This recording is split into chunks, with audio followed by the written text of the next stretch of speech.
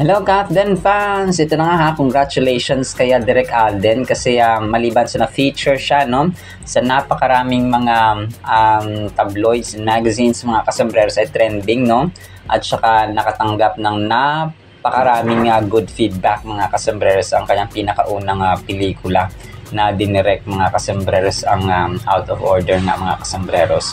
So marami dito no, and pero bago yan ay unahin ko muna itong na-feature siya kagabi sa 24 oras na grabe pala yung hirap no na kanyang dinanas mga kasombrero sa pagdidirect of course no kasi first time niya na magdirect mga kasambreros.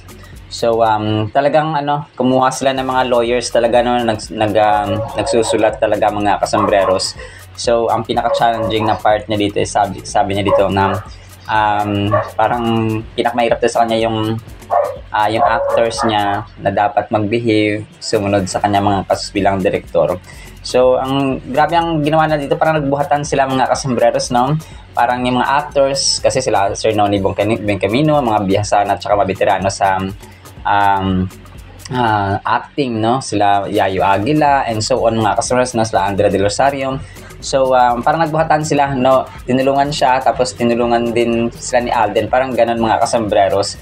So ang nakakatawa dito, parang parang di ba ugali ni Sir Alden OC siya, very overcaring, very parang grabe nagamit niya dito yung pagiging hindi naman parang mabusisi mga kasambreros no, persnickety sa English na vocabulary natin. So nagamit niya dito yung kanyang pagiging OC. Tapos may mga times na yung parang yung baso wala tamang wala sa tamang anggulo no, parang nagamit niya doon mga kasambreros. Tapos yung weighing scale mga kasambreros ng yung binubuhat na parang hustisya, talagang parang he paid attention mga kasambreros sa mga gantong small details mga kasambreros. So yun, nakakatuwa nakaka-proud na kagabi lang kasi ito publish ng 24 oras, and of course no, ito yung time nasa premiere night sila, so may konting interview kasi siya with Sir Nelson Canlas mga kasambreros. So grabe no, and then ito pinakauna na nga dito ay na-feature Sir Alden no sa Manila Bulletin at saka sa isa pang dito mga kasambreros. So Manila Bulletin Entertainment, tulong-tulong sila no, grabe kasi ito yung pag na-feature ka sa mga sikat na tabloid and magazine, news articles, so mas lalo ka nagte-trending, mas lalo kang nakikilala mga kasambreros no. And yun nga yung pelikula ni Sir Alden, sabi dito ng Manila Bulletin, Asia's multi-media star and box office king Alden Richards has spent more than a decade dazzling audiences with his acting range and box office clout. But this October, he added another title to his name, director. Grabe no? Yun nga no, yung kanyang medyo mahaba ito pero yun po no, yung kanyang about nga sa Out of Order mga kasambreros. And yung Manila Standard no, sabi ng Manila Standard life and show dito na magazine no, published sa kanilang Facebook account, sabi niya Alden Richards has officially brought his directorial debut Out of Order to Netflix. So grabe ang lupit mga kasambreros lang ni Sir Alden. So na-feature siya sa mga, and marami pa actually kung kaya nagiging trending. And of course yung kanyang Sparkle Jimmy artist na family ay hindi rin nagpahuli no, kagabi ay nag-post din sila mga kasambreros, maliban of course ng mga dati pa ay nagsuporta din sila sa pag-post mga kasambreros. Sabi dito, a new milestone for Alden Richards, Asia's multimedia star. Alden Richards makes his directorial debut with Out of Order, now streaming on Netflix. Natapos nag-post sila and actually pinost din ito ni Sir Alden ng mga behind the scenes na photos ng mga kasambreros doon sa paggawa niya ng pelikula. And yun nga no, medyo may sensitive dito may intimate scene sila ni Ma'am Heaven Paralejo. Pero by the way marami ang pumupuri din sa sa galing ni Heaven sa acting. Pero nga Sir Alden talaga puring-puri dito. Ang galing no, lalo na yung confrontation nila ni tatay niya no, ni Sir Noni Bencamino mga kasambreros.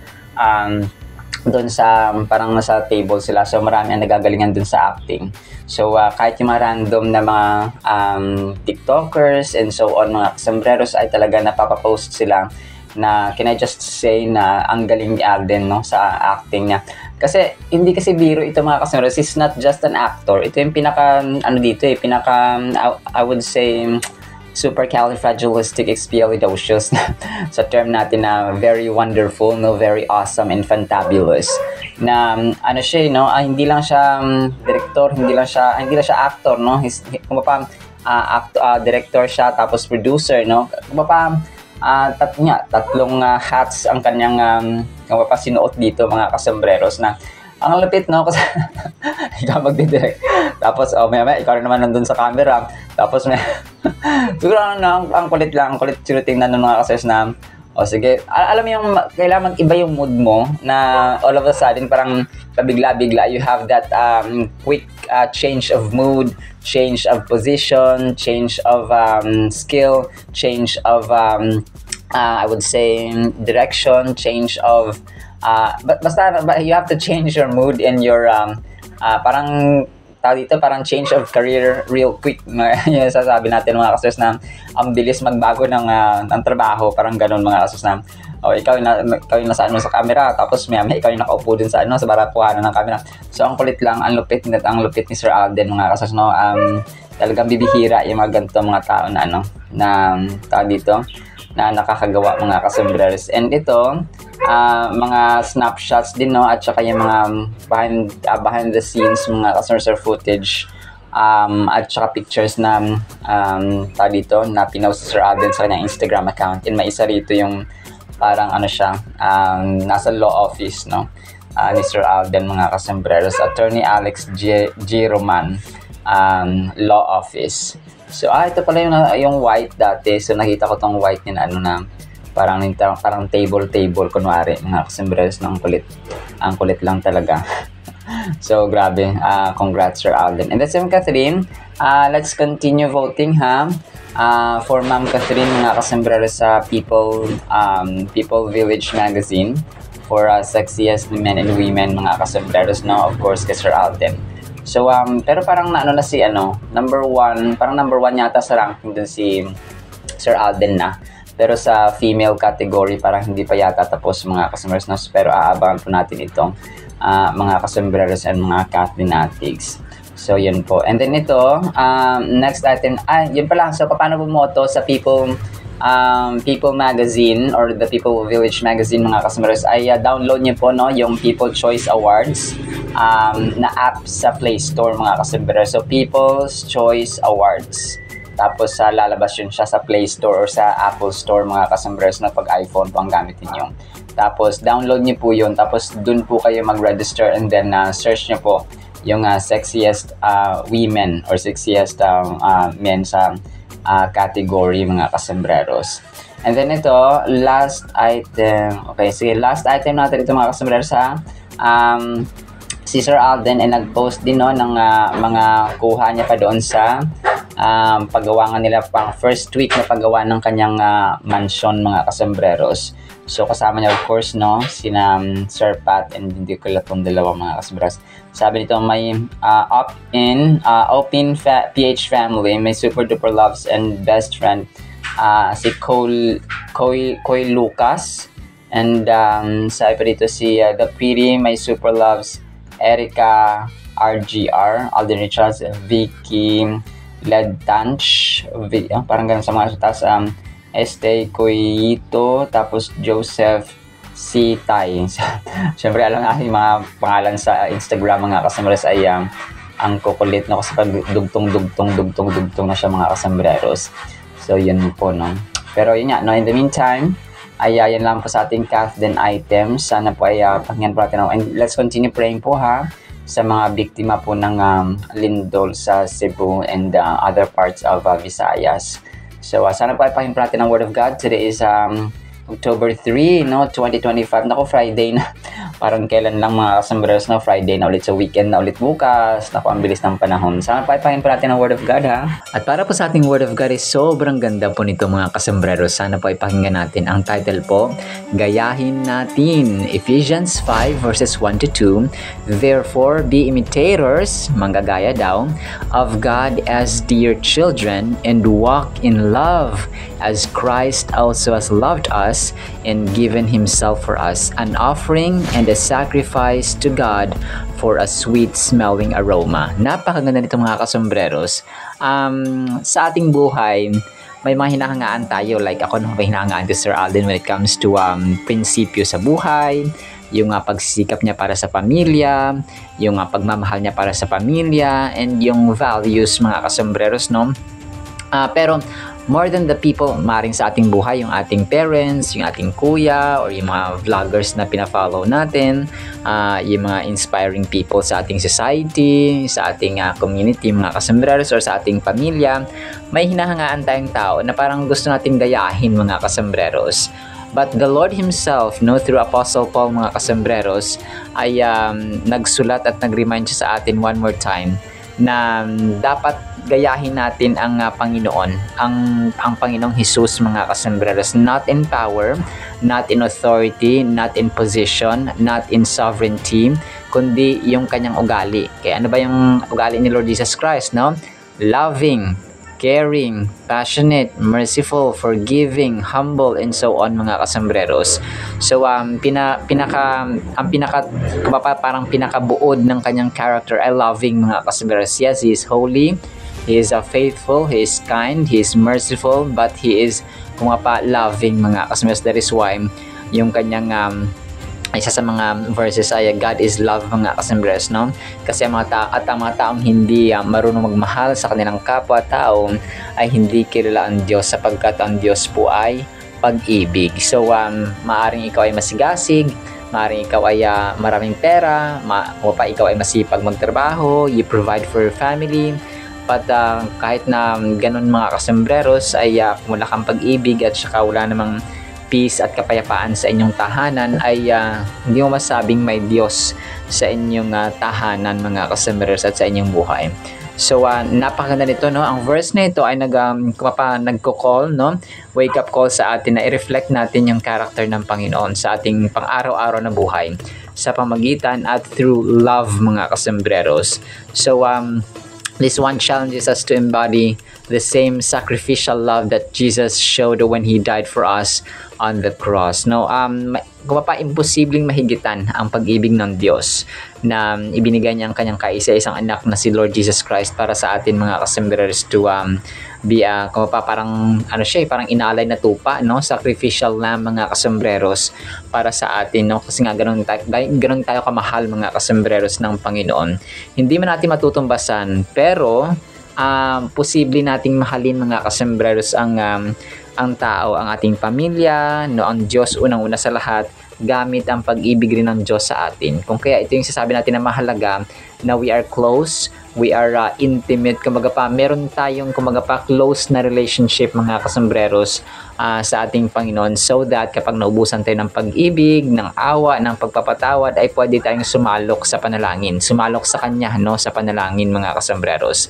For example, naubusan ka na ng pasensya, no, but when you pray to God, no, you can ask for yung reserba ba, no, na pwede mo magamit ulit sa pang-araw-araw at saka sa situations na meron tayo. Kunwari, naubusan tayo ng pagpapatawad, Lord, give me forgiveness, spirit of forgiveness, so that I can forgive other people, no? Bigyan tayo ng awa so that we can be merciful, no, lalo na po sa mga biktima ng mga kalamidad sa ating society, no. Continue praying mga kasambreros sa ating mga kababayan sa Cebu, sa Masbate, and other parts of the Visayas mga kasambreros, kasi sila po ay talagang kawawang-kawawa. And may nakita pa ako dun, no, nasa 28th floor sila mga kasambreros, tapos construction worker sila. So doon nagtatali sila ng mga tao dito, ng mga metal, ng mga bakal, and so on, kasi nga nagko-construct sila mga kasambreros sa taas. Tapos gabi yun yung mismong time na lumindol mga kasambreros, no, grabe. hindi mo na-expect na kahit sa ganung mga nasa taas na sila mismo na 28 mga kasambreros floor na kinoconstruct ng mga construction workers doon sa taas. So buti na lang matibay, no? By the grace of God ay hindi na yung mga construction workers sa taas na yun mga. So nakakalula kasi ginagawa pa nung nag-video, parang binibidyohan niya pa yung taas, no, ng building na kanilang ginagawa, and buti na lang talaga hindi sila napaano mga kasambreros. So thank God. Sabi dito, have you ever thought about what it truly means to imitate God in your daily life? How can you show love to those around you in a way that reflects the love of Christ?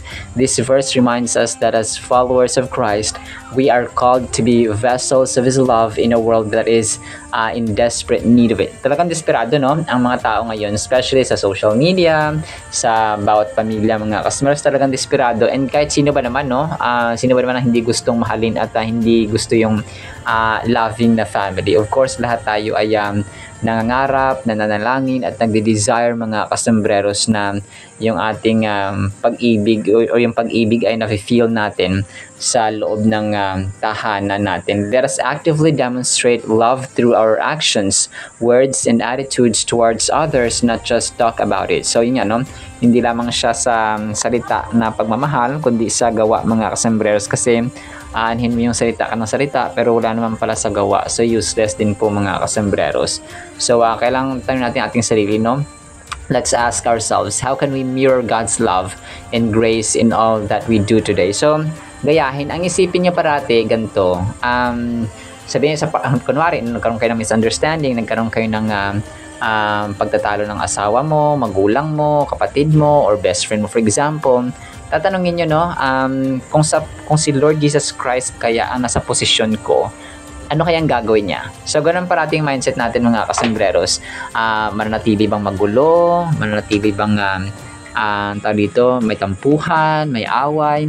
Kasi 'di ba yung asawa nga ni Charlie Kirk na pinaslang na evangelist at saka may posisyon sa Amerika, 'di ba? Pinatawad nga ng asawa niya na si Erica Kirk mga kasambreros, yung pumaslang dun mismo sa kanyang asawa, sa husband mga kasambreros, na kung tutuusin ay parang ang bilis magpatawad, no? Yun ay dahil sa kabutihang loob at grasya at pag-ibig ng Diyos mga kasambreros. And only true Christians, no, only genuine Christians mga kasambreros can do that sa harapan ng maraming tao mga kasambreros with a humble heart. So, yung Ephesians 5 verses 1 to 2 mga kasambreros ay isang panawagan para sa atin, para sa akin, para sa inyo mga kasambreros, na maging manggagaya tayo, no? Kung meron tayong gagayahing modelo, for example, ay si Lord Jesus Christ na yun.